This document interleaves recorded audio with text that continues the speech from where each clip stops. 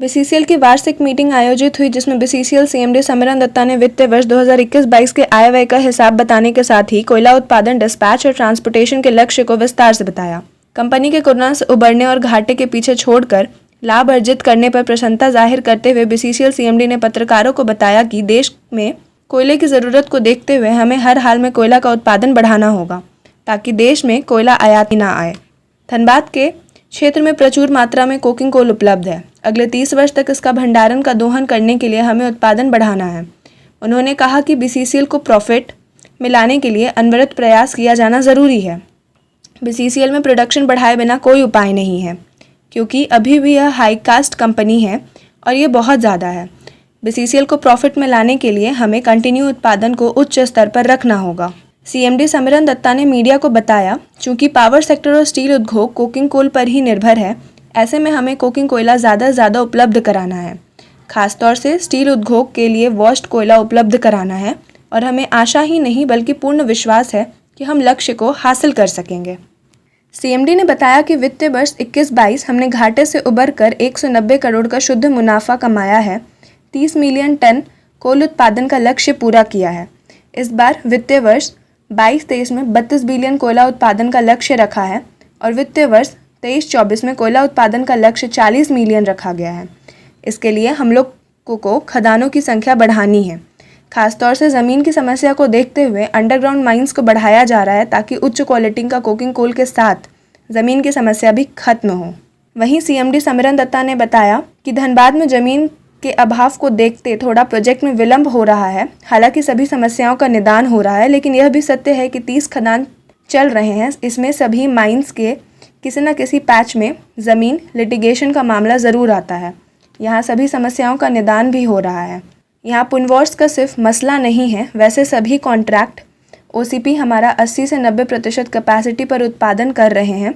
कुसुंडा में भी समस्या दूर होने के बाद वहाँ सब कुछ ठीक है। पावर प्लांट को एफएसए के तहत 110% कोल की सप्लाई जारी है। वहीं धनबाद में भूमिगत खदान मुनिडी प्रोजेक्ट के अलावा नया सिम मुराइडी, कपूरिया और फुलारी टांड में खोलने की योजना है। अचीवमेंट जो है, आप सुने हैं कि लास्ट ईयर हम लोग 30% ऐसा ग्रोथ में जो किए हैं 21-22 और इस साल में भी हम लोग का 25% का लगभग ये फर्स्ट क्वार्टर में अभी तक अचीवमेंट 125% मतलब ग्रोथ में है हम लोग।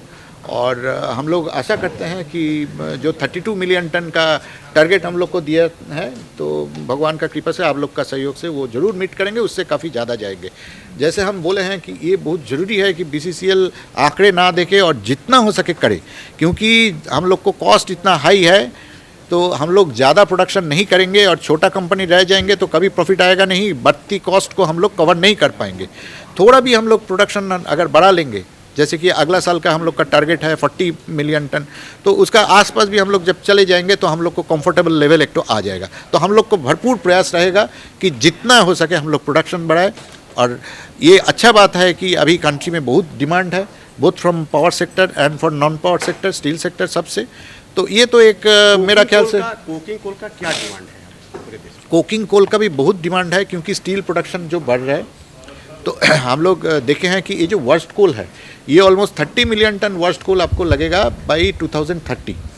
तो इसका लगातार इसका हम लोग जितना वर्स्ट कोल दे पाएंगे, पहले कोकिंग कोल प्रोड्यूस करेंगे, उसके बाद उसको वॉश करके और भी जितना हम लोग वर्स्ट कोल दे पाएंगे उतना ही इंपोर्ट सब्स्टिट्यूशन होगा, क्योंकि 50 मिलियन टन इंपोर्ट होता है। रोकना चाहेंगे सर, पावर प्लांटों को जितनी कोयला चाहिए उतना बीसीसीएल दे पा रहा है?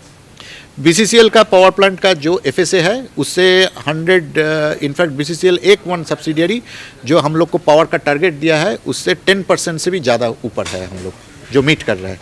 तो आज का दिन में तो वे लोग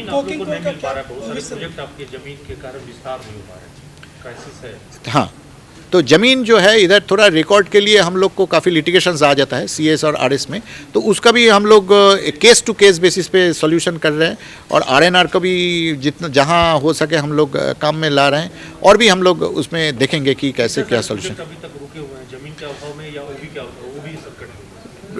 रुकने से भी ज़्यादा हम बोलेंगे कि थोड़ा स्लो चल रहा है, ऐसा प्रोजेक्ट हमारा है।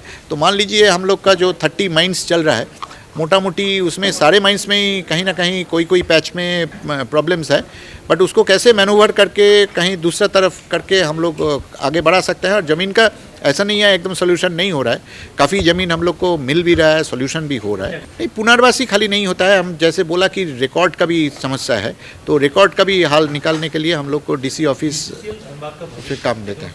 अभी अब लगातार आप देखिएगा तो कॉन्ट्रैक्चुअल हमारा जितना भी पैच चल रहा है मोटा मोटी उसका 80 to 90% में एकदम फुल कैपेसिटी में चल रहा है, कोई कमी नहीं है।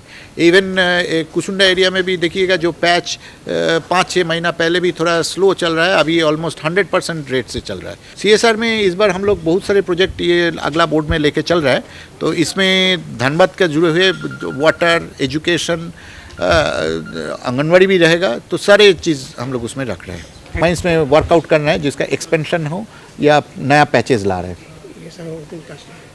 ओपन कास्ट नहीं, हम लोग का अंडरग्राउंड में भी हम लोग बहुत बढ़ा रहे हैं। 7 मिलियन to 8 मिलियन टन हम लोग खाली अंडरग्राउंड में करने का पूरा उम्मीद रखते हैं। इसमें मुनिटी का नया यह है सीम है और मुराइडी है, कपूरिया है, तो ये सब मिला के हम लोग 7-8 मिलियन टन। और एक ये बोर्ड में भी हम लोग लेके जा रहे हैं अपना बोर्ड में एक 0.81 का फुल रिटर्न में, तो अंडरग्राउंड का ऊपर हम लोग काफ़ी स्ट्रेस देंगे। नया प्रोजेक्ट टोटल कितने आ रहे हैं अभी? नया प्रोजेक्ट ऐसे देखिएगा तो 21 प्रोजेक्ट का हम लोग इसमें लिखे हैं।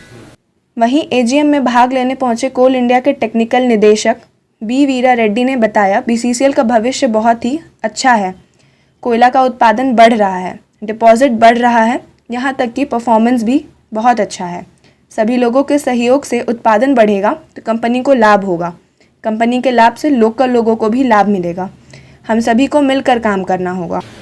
बीसीसीएल भविष्य अच्छा है, कोयला कोकिंग कोल है, डिपॉजिट्स ज़्यादा है, अभी परफॉर्मेंस भी अच्छा हो रहा है। सो बीसीसीएल का भविष्य बहुत अच्छा है। यहाँ के लोगों के लिए क्या संदेश अपने स्टाफ वर्कर्स को देना चाहते हैं? ये तो क्या है, वो माइनिंग ऑपरेशन जो है उसके लिए सहकार देना है लोकल लोग ठीक से चलाने के लिए। अंडरग्राउंड माइंस और ओपन कास्ट माइंस वो ज़मीन देने में सहकार देना है, बिना ज़मीन ओपन कास्ट नहीं तो चल नहीं पाएगा। सो ज़मीन का ज़रूरत है, लोकल्स का सहायता ज़रूरत है, वो सब कुछ सहकार देने से बीसीसीएल प्रोडक्शन और बढ़ेगा, प्रॉफिट भी कमाएगा एंड बहुत लाइफ भी है। गौरतलब है, बीसीसीएल के एजीएम में सभी एरिया के जीएम और वरीय पदाधिकारी शामिल हुए, जहां कोल इंडिया के टेक्निकल निदेशक ने CPR/MSc सेल का उद्घाटन किया, जिसका मकसद सेवानिवृत्त एग्जीक्यूटिव पदाधिकारियों को सहायता प्रदान करना है। न्यूज़ ANP के लिए कैमरामैन निकुंज के साथ कुंवर अभिषेक सिंह की रिपोर्ट।